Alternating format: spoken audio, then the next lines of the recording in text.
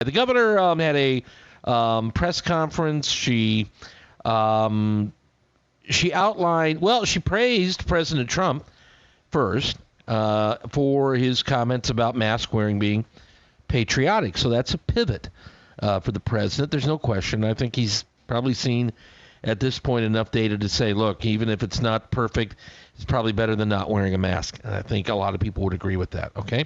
So he says it's patriotic. She said, well done. But then she takes him and the Congress, GOP Senate specifically, and Leader McConnell here to task over what she says is a substandard piece of funding for the next portion of relief under the CARES Act, and compares it unfavorably to what has been proposed by both the other side of the aisle and put through the U.S. House, a couple $1 trillion off. Well, here in state, critics are still hammering back at the governor as well over a variety of things. One of those would be, of course, our next guest, who is Tony Daunt, heads up the Michigan Freedom Fund.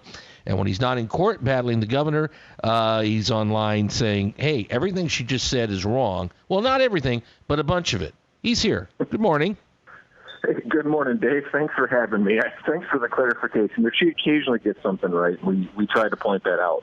I do. So. I didn't want to paint with too broad a brush there, but by and large, I mean, let's be clear. You don't see eye to eye with the governor. You heard what she put forward yesterday. What was your general thoughts overall about that particular press conference and where we stand right now in the battle against COVID-19? Well, I think I want to point out first, this crazy debate issue we're having about masks and, whether they work or people should wear them or, should they be mandated. When you look back, and this isn't even necessarily a Whitmer issue, this is just government incompetence in general, is at the very beginning of this pandemic and the crisis when we really had no idea what was going on and what would work, what was helpful, who was most at risk. The government was saying officials, Anthony Fauci, the Surgeon General, others, Democratic officials across the state, Democratic governors, don't wear masks, stop buying masks, they don't help. And then to change their tune, and basically it's something that you're not patriotic if you don't wear one, that rubs people the wrong way. And I think we need to remember that when we have these debates, that the government told people something the exact opposite of what they're telling them to do now. Tony, it's a good point, but do you feel you know more about COVID-19 today on the 29th day of July than you did in the first week of March? I think in some ways we do. No. Do you feel like you know more about it now than then? I mean, that's simple. Do you know more about it because I think I do, and that doesn't mean I got a lock on it. It doesn't. But I think I know more about it. Isn't it fair that health professionals also and those treating it they know more, they're treating it better now? I mean, things can morph. Absolutely. Okay. Yeah, absolutely. But would you not give them some latitude on the area of masks? Also, we were worried about a shortage, and now we're not so much worried about a shortage on those because we want healthcare professionals to have them, including the N95s. But I don't know. Is that a good hill to die on? That's what I want to know. And don't get me wrong. I wear a mask. I think that people should wear one. But give the health officials leeway, absolutely. But let's give the public leeway as well when they react with kind of a pushback to, well, you told me one thing 3 months ago, and now you're telling me something else now. And Fauci even admitted he knew that wasn't necessarily the case. He was just telling people to stop so that they wouldn't have a shortage. Well, then tell people. And I heard that too. So that's a good. That's a good point. That's a good point. In other words, if you're changing your tune now, be willing to admit that you made a mistake then, or that this was. And Fauci, yeah, you're right. Fauci has done that. Others say, well, we know more. But first of all, admit that you were in error, and then say this is why we're saying this now, and make your case. And you got to make your case. Make a good case. Absolutely. Yeah, I agree with you on that. That's incredibly important. So yeah, that's a great point. But what about where we stand overall? For example, we've had school districts here locally, Lansing, kind of dropping left and right, and there's going to be more that say, no, we're not going to go in person. Yet up north, we got schools getting ready to open here, and literally A month. I mean, I can't believe we're in a month. They're going to open up well before the start or the Labor Day weekend. So what say you? Should we be doing that here in Lower Michigan as well? I think that, ultimately it needs to be with parental input.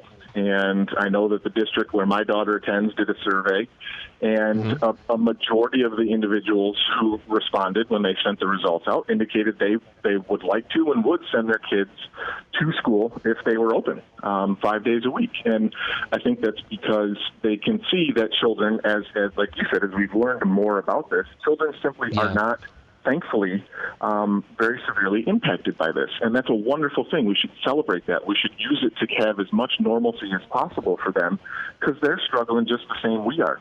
They want to see their friends. They need to be in the classroom to learn, especially those younger kids. And I do think that the science thus far has pointed to, not an enhanced risk if we send kids back to school and have them in the classroom with appropriate precautions. And just kind of blanket saying, if we have, like the governor continues to feed the fear and the hysteria, because I think she thinks it helps with her ability to keep this iron fist on the state and her power. And that's really kind of contemptible. But all right, iron fist should be back in school. The Iron Fist, I mean, it sounds like a World War II battle plan, Operation Iron Fist. I think I saw that movie. Well, they've got a budget hole here. The state, the legislature combined with the governor for 2021, I think it's about $3 billion. She is very worried about this next relief plan that what might get passed is going to be passing on still a big hole for the state here, and that's going to trickle down. There'll be a domino effect. Congressman Paul Mitchell said, no, what the governor wants is a blank check. Now, he can say a lot of things now. He's outgoing and not running for election again. But does she make a point there? Does she make a point that if the government, meaning the feds, don't come through, that all of us are going to have a collective hurt going on in the year 2021, fiscal especially? Well, obviously we've got fiscal problems in this state and throughout this country that are a result of this pandemic, and quite honestly, a result of some of the overreaction and decisions were made that to keep things locked down for as long as they were locked down, to make it a little more difficult, to make it quite a bit more difficult, actually, for a recovery. And, working together, Republicans and Democrats at the federal level and at the state level, to find ways to patch some of those holes is important. And I think that the feds have done a relatively decent job, especially early on. Again, you needed to get stuff out the door just to get people some relief. But now we've seen how things work, where some of the problems are. The issue of unemployment being more, you get more in many cases to stay home and not work than if you go back to work. And that's just a perverse incentive, and that needs to be fixed. And quite honestly, I think the governor, regardless how much money you give, it's never going to be enough for her and people from the left. And we need to keep in mind that, yes, we should find ways to patch some of these holes with some additional funds, but we got to take a responsible look at what this means down the line of all this money that the feds are basically printing out of thin air and handing out. And that has to get paid back somehow. It's coming from our children, our children's children, you name it. When you're talking tens of trillions of dollars of debt on this country, that bill eventually will come due, and we need to keep in mind how severe that crisis will be when those bills come due. And we can't Tony, just look at it as a problem down the road. Tony Daunt with Michigan Freedom Fund. Tony, before we go, do you have a fear that when we do come out of this, and we will, I mean, at some point this virus will be gone. There'll be a vaccine, whatever. We're going to lose more people between now and then. But when it is gone, and if we don't have a, quote, V-shaped recovery, which that seems a bridge too far, will we be back where we were in the prior recession where Michigan, we had the one-state recession before the rest of the country caught up? Will we be hanging in there at the lower end longer? And do we risk that here in Michigan right now? What do you think? I do. I fear that greatly, in particular when you look at the policies and the ideas of this governor and the people surrounding her, and the idea that, to spend our way out of it, well, that's taking money out of the hands of private entities, and it's not just an endless pot of funds. But, I have hope that people, as the fear subsides, as treatment gets better, as we realize that the more tests, the more people that have it, the death rate continues to remain relatively low. Those are all great things. And hopefully that just kind of feeds into people saying, oh, got to learn how to live with this until we get a vaccine, or, maybe we don't get a vaccine. We just got to learn how to live with it and adjust. Americans and Michiganians are really adept at doing that. And, as a pessimist myself, I struggle to find hope at times, but I still have it because this is a wonderful place to live and made up of great people. I try to be an optimist, but also with a arched eyebrow of skepticism at certain things, and you kind of have to, and I get it. By the way, I want you to get a mask. You say you wear one, good. I want you to get a mask that says Operation Iron Fist, okay? And then let people ask questions about it. You can fill in the gap, and you can say you can refer back, and also link to this interview.